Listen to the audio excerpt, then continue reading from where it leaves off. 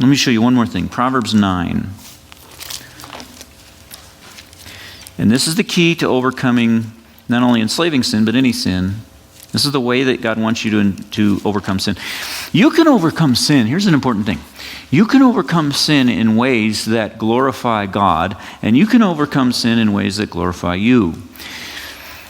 If your way of defeating a sin, if you run into a temptation and it's really enticing, and you just have massive willpower and you just say, no, I am self-disciplined, I'm not going to do that, and it works, and you walk away from that thing, who does that glorify?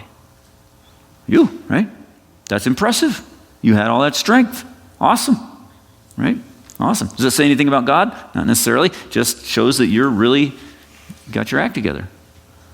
Glorifies you. But there is a way to defeat sin, to say no to sin, in a way that doesn't point to you, points to God, glorifies God. And that's the way that God wants us, obviously, that's the way that God wants us to do it. So let's look and see what that is. Proverbs 9. There's two banquets in Proverbs 9. If you study this chapter, you'll notice that language is repeated. First is wisdom's banquet.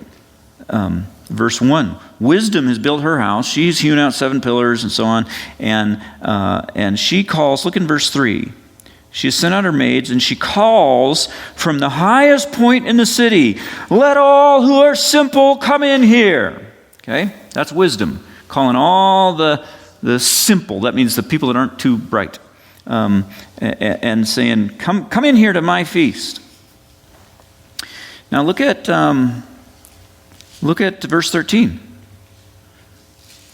The woman folly, now this is the opposite of wisdom, personified also as a woman. The woman folly is loud. She's undisciplined, without knowledge, and she sits at the door of her house and on the seat at the highest point in the city, just like wisdom was at her house and the highest point of the city, now folly's at the highest point of the city in her house, calling out to those who pass by, to this who go straight on their way. And verse 16, let all who are simple come in here. So she's addressing the same people. The people aren't too bright. I'm calling you. Come on in here. Wisdom saying, come to her house? No, come to my house. Come in here. And she says to those who lack judgment, stolen water is sweet. Food eaten in secret is delicious. So she's got a feast. She's got a sinful feast, but she wants you to come and have her food and her drink. But wisdom, look at verse 5. Wisdom is saying, come eat my food and drink the wine that I've mixed. Okay? So 2 different banquets, wisdom and folly, both inviting everybody to their banquet. Okay?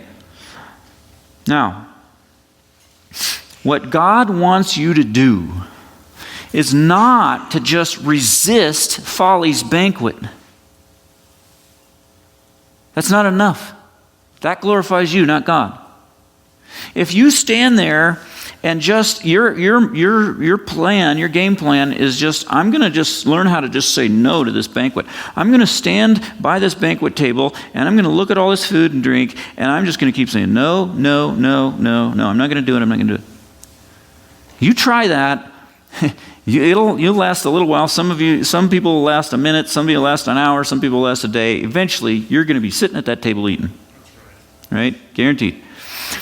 But even if you could just say no indefinitely, and you just deny yourself what you really want, and that's how you go through life. Just denying yourself what you really crave and forcing yourself to do what you don't want. Does that glorify God?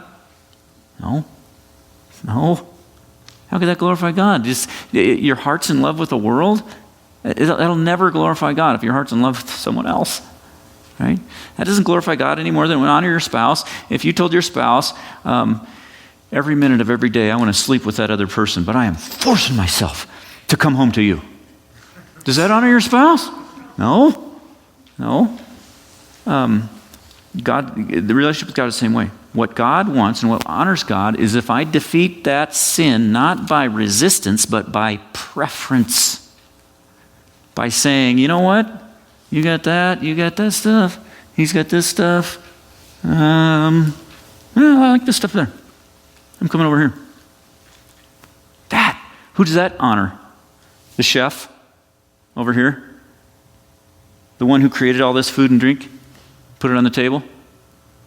If you really want to show honor to some chef in a restaurant around here, the best way you can show him honor is not to talk about how much you are able to resist other chef's food. The way to show him honor is just go there and eat, right? Then that'll show him honor. It's like, I mean, you're here every night eating. Okay, I think you like my food.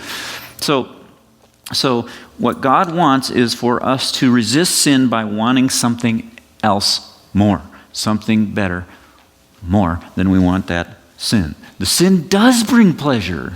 It does bring momentary satisfaction, intense pleasure in some cases. That's why we get hooked on it. You're never going to break free until you've got something that brings you greater pleasure, greater fulfillment. So, what we're going to be talking about in future sessions in this class is, and especially what the godliness training exercises are going to be all about, is having experiences at wisdom's banquet, having experiences at God's feast that really are pleasurable, that really are satisfying, delightful to your soul. Because if you try to tell your soul, oh, God's way is better, God's way is more satisfying, what's your soul going to say? Right. I mean, I indulged in that sin. Last time I indulged in that sin, it was thrilling. And the last time I opened my Bible, I couldn't even stay awake. Don't tell me. I mean, prayer, okay, maybe I'll do it, but it's boring. That is exciting. You can't tell me that I'm going to come out more fulfilled tonight if I do this instead of that. I know from experience that's not true. In order for you to convince your soul that this is better than that, you're going to have to be able to make a compelling case. And the only way you're going to be able to make a compelling case is if you can point your soul back to times when it was more satisfying. Do you remember that experience that you had with the presence of God, soul, last time? Don't you want that again? Wasn't that greater than that? And you have to be able to make that case.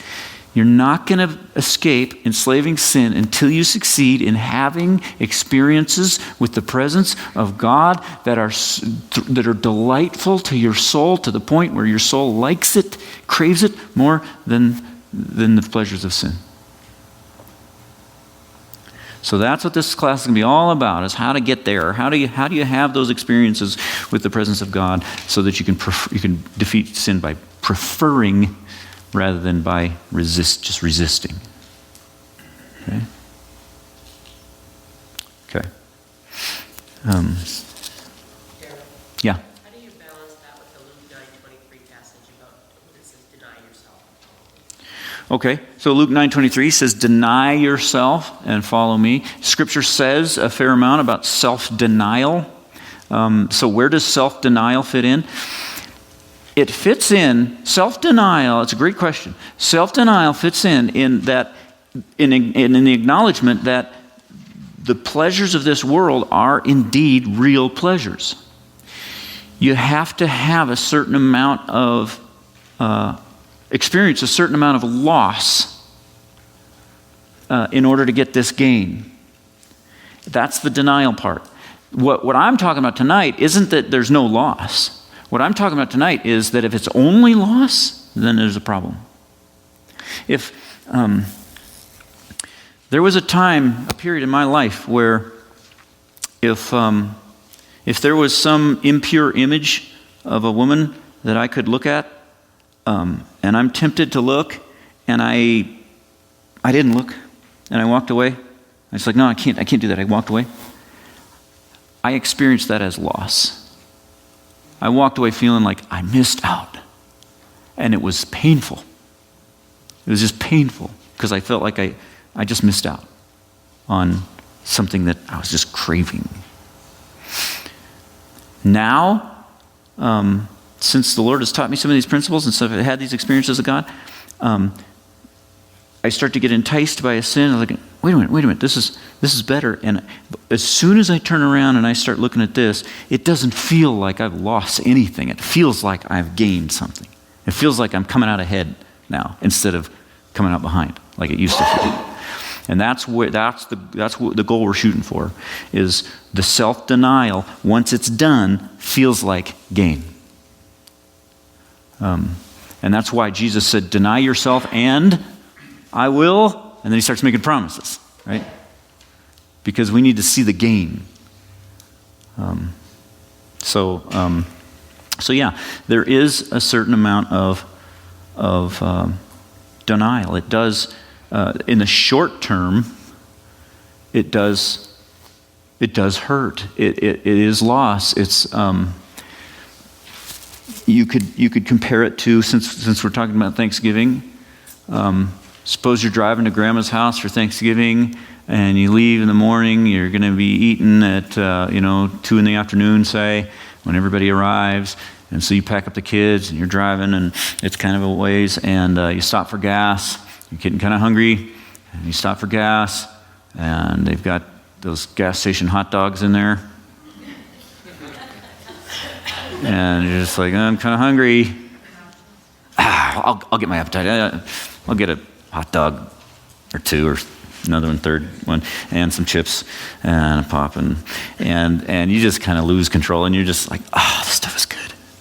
This is, and then you're just like halfway through, you're just like, you've got a gut ache. It's just like this gut bomb, and you're driving, and you don't feel good, and you get up to Grandma's house, and it's just feast, and you're not even hungry. You feel kind of sick, and you're just like, why did I eat that junk?